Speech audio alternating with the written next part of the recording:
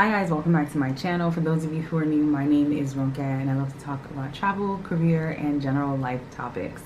I know it's been a while. It's been, some months since I've been here, but what can I say? Life has been lifing. So I wanted to record this video today because I feel like I'm in need of a reset, and I mean a reset across multiple fronts. As I mentioned, we're halfway through the year, and if I can be honest, I don't know where the time went. And I know people say that all the time, but I literally don't know where the time went. I just feel like I've been moving and moving and moving and moving and not pausing as much as I need to. I'm at a point now where thankfully I can pause and reset. And so that's what I'm doing. There's an analogy that's given about glass balls versus rubber balls, and the glass balls are the ones you cannot drop.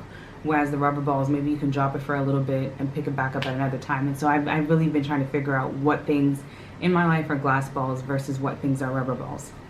Now, the truth is, it's not that I haven't done that before, like trying to figure out what's glass versus what's rubber, but I've also had some things in life that are just kind of shifting priorities, right? Like whether it's in my personal life, my work life, the things that I do service-wise for God, and just trying to understand how to now prioritize with different things coming in the mix or different considerations.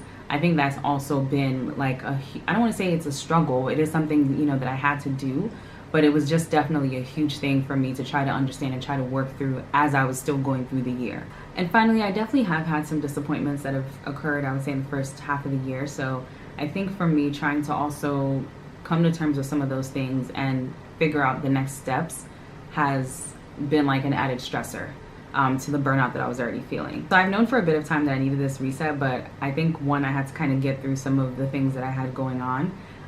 And I also needed to figure out, when I do this reset, how do I want to do it? How do I want to sustain it? Because it's so easy to try to do something different that you think is going to benefit you, that you think is going to help your life, whether it's to be more productive, more happy, whatever the case is. But sometimes these things are not sustainable because, once again, life gets real and gets back in the way. And so for myself, I really wanted to take the time just to craft my way out of this reset. Post-reset, I've been thinking about what I'm going to do differently, and one of them is enforcing my boundaries. I do have boundaries, so let me just make that clear. But I realize that there are a lot of times where I will bend and flex because I'm trying to people please, or because I feel like I have to do something, like no one else can do it, I have to do it. And I've gotten to a point where I just don't feel that those are necessary anymore. You literally cannot please everybody. Jesus could not please everybody. So who am I to try to please everybody? And even when it comes to like feeling as if I'm the only one that can do something, the truth is you're never. Like, God forbid anything was to happen, the world literally will revolve without you. And so that mentality of I'm the only one that can do this, that's something I've really been trying so hard to break down, because I don't want to put any unnecessary pressure on myself that ends up having me, throw my boundaries out the window because I feel I have to do something. Another thing that I'm trying to do differently this post-reset period is to focus more on relationships. And unfortunate consequence of the burnout is that I feel like I started kind of letting a number of my relationships kind of just fall to the wayside. And so I am trying to be a little bit more intentional now of how I pursue certain relationships or how I build on certain relationships, because people do matter. And I'm such a huge community believer. Like, I strongly believe in, community, villages, support systems, all of that. And so I want to be more intentional about being there physically and also being there mentally, because I'll be honest, I feel like most times I am not fully present. Like, I can be, even if I'm somewhere, like even if I'm actually able to physically be at a place, I've noticed that I'm not always fully present. And so I want to get back to being present and being able to actively enjoy the relationships and the bonding experiences that I have with people. Another thing I'm also trying to do is to get back to doing the things that I enjoy. I obviously enjoy vlogging, otherwise I wouldn't be doing this because it definitely takes time. But I obviously enjoy vlogging. And another thing that I like playing around with makeup. Like, I mean, it might not be evident right now, but I really like playing around with makeup. I like trying different eyeshadow styles, different, eyeshadow colors. And I just want to get back to doing that. Like, it literally doesn't, it's not something that is necessarily a solid benefit in the sense of like it's growing my account or doing any of these things. But it gives me a little bit of joy, to be honest. And I want to get back to doing those things. I want to get back to having a mind that's not stressed out, that gives me the ability to kind of work through my creative process and think, oh, if I'm going to do this color, how should I do it, or what color do I do next. So I'm really excited about getting back to doing some of these things. So hopefully you all will see the positive outcomes of the vlogging and makeup. Finally, the last thing I am trying to do is to focus on what I can control and changing my perspective on the things that I can't.